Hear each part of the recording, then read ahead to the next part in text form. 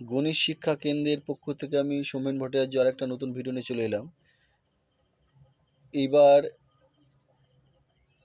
উচ্চ মাধ্যমিকের semester 3 derivative চ্যাপ্টারের অঙ্ক এমসিকিউ কোশ্চেন নাম্বার 78। এই অঙ্কটা অনেকে বলেছে করে দিতে, আমি আমার স্টুডেন্টদের করিয়েছি, তোমরা দেখে নাও যারা দেখতে চাও। এত এর সাপেক্ষে এত এর অন্তর্কলজ এইটা হলে a প্লাস বি কত?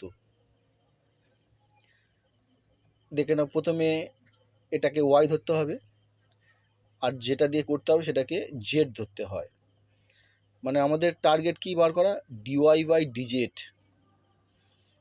দেখো কি করেছি, ওয়াইটা এটা ওয়াই ধরেছি, এর কনজুগেট দিয়ে এ করেছি। দেখো ওপর নিচে একটা সুন্দর সিম্পল টার্ম এসছে, এইটা এসছে।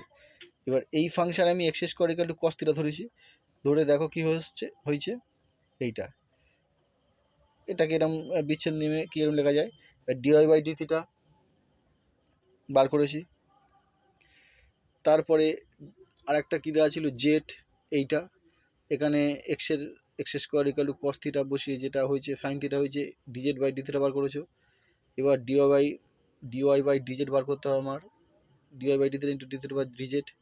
এই মানটা করে ক্যালকুলেশন করে এটা এসছে। এবার আমার কী ছিল, আমি ধরেছিলাম কি cos theta x square cos থিটার জায়গায় বা এক্স স্কোয়ারের জায়গায় কস থিটা ধরেছি, তাহলে সেই হিসাবে কস কিউ থিটা এক্স 6।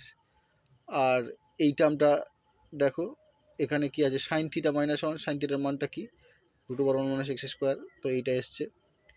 এইবার এইটা দেখো কি দেওয়া ছিল, এর অন্তর্কলজ যেটা দেওয়া ছিল, এত এর সাপেক্ষে এত এর অন্তর্কলজ যেটা দেওয়া ছিল, আবার আমি অন্তর্কলজ কোনটা পেয়েছি, মানে ডেরিভেটিভ কোনটা পেয়েছি, এইটা পেয়েছি।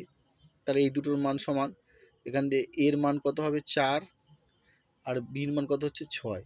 তাহলে তোমাদের প্রশ্নটা কী দিয়েছিল, প্রশ্ন দেওয়া ছিল a প্লাস বি কত, এর মান 4, বির মান 6, a প্লাস বি কত হলো 10।